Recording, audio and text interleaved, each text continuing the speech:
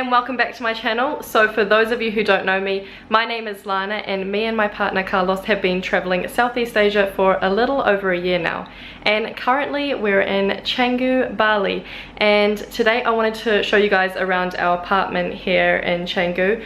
We are actually staying in the Mengwi area, so it's actually a 10-minute drive away from Canggu. So it's like close enough to the beach, but also far enough away to be from all the crazy tourist stuff down there.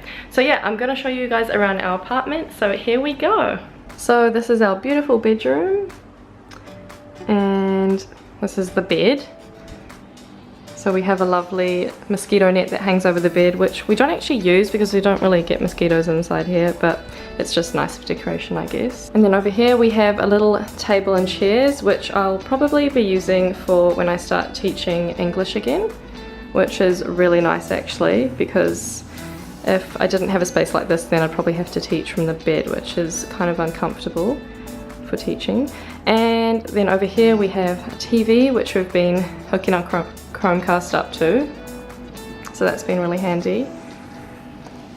And we have a little seat here. Over here we have the wardrobe, which is nice because it comes with some keys, so we can lock our stuff in here for the day when we go out. So kind of safety and storage all in one, which is really useful.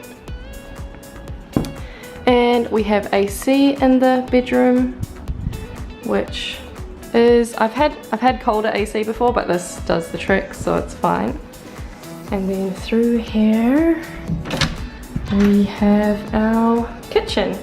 So the kitchen does not have AC because there's a big skylight here, but that's fine. We usually just have breakfast in our bedroom, but it's probably nicer in the evenings to eat here. So we have a fridge, which is actually a pretty decent sized fridge. We haven't really filled it up yet though.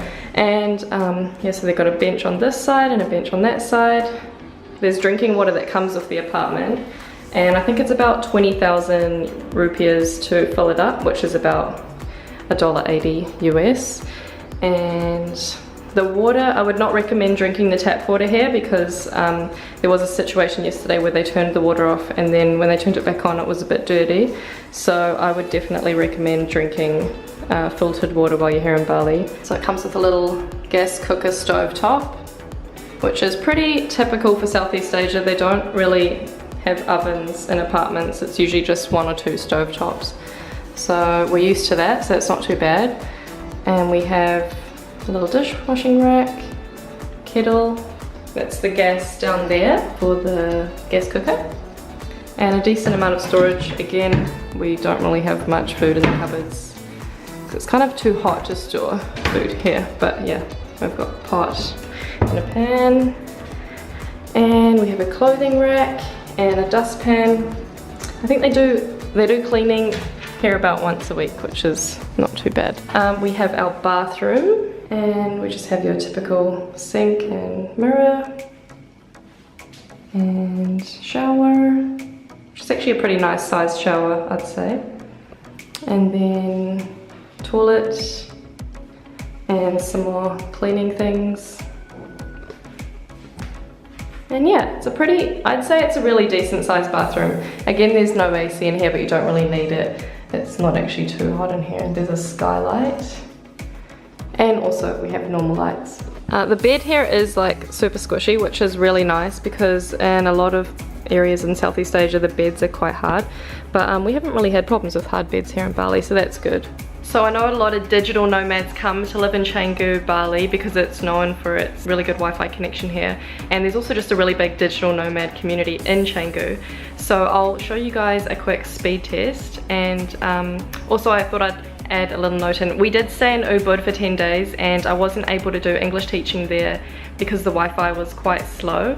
We did look at quite a few apartments, but we just weren't able to find an apartment that had suitable Wi-Fi speed for me, specifically for English teaching, but maybe for other people who work online, they don't need as high a speed as me. I only need 10 megabytes per second download and 2 megabytes per second upload, so I don't actually need that high of a speed. On average, I found the download speed in Ubud to be about 6, but in Canggu it is so much better. So I'll do a quick speed test and show you guys now. So if you guys are familiar with this app, it's called Speed Test. So yeah, straight away, good, decent internet speed, especially for Asia, so really good. So there you go, it's 24.6, so 7.51, which is actually really awesome. So, ooh, out of focus. Yeah, so I'm gonna start teaching next week here from this place, so I'll let you know how it goes. But from what I've seen, the results are really awesome. Now, the final cost for this apartment to live here is 5.2 million rupiah per month. So we're actually staying here for a month. And in US dollars, that is 368, and in New Zealand dollars, that is $554 for the month. So yeah, it's ridiculous, isn't it? I mean, come on. I look like I'm a princess, like this bed is massive. We did do some bargaining down, which, like, I'm not gonna lie, this place is about 400,000 rupiahs for the night usually, so we got a really good deal because we stayed here last year when the owners first opened up this apartment. So they know us and they did give us a really good deal. But I'm not saying you can't get these kind of deals, because you definitely can. Just talk to the owners, you know, be friendly. You know, you won't get good deals unless you ask for them. So at least try, like, walk around. Last year we did look through many apartments. Like, it wasn't the first apartment we showed up to. Like, we did have to look through heaps of apartments. Now, this price includes water, the power, cleaning once a week. So that's really good. 5.2 million rupiahs for the month, $368, like, wow.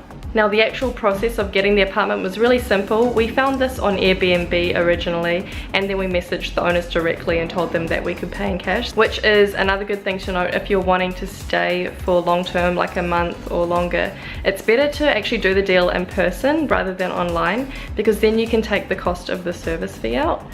But if you're staying short term, it's fine. Like, it's still pretty reasonable pricing, you know. So this is just for people who want to stay for longer. You can also find apartments if you're apartment hunting in Bali on Facebook groups, such as, I think the one that we were looking on was called Canggu Community Housing, or you can look on booking.com because they have lots of apartments now as well. Also, if you guys wanted to, you can use my links down below for booking.com and Airbnb. You guys will get a discount if you use my links. So I think if you use the Airbnb one, you get $40 off your Airbnb stay, and if you use the booking.com one, you'll get $15 off. So definitely check those out if you are looking for accommodation here in Bali.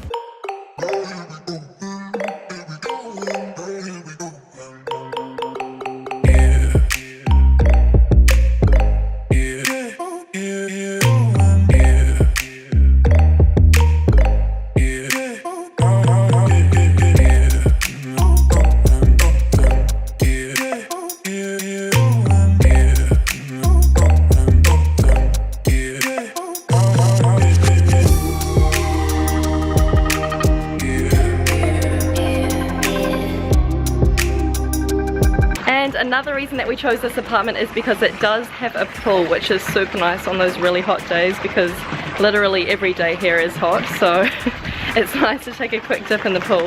And the depth is not too bad, like it probably comes up to about my shoulders, so it's super cool.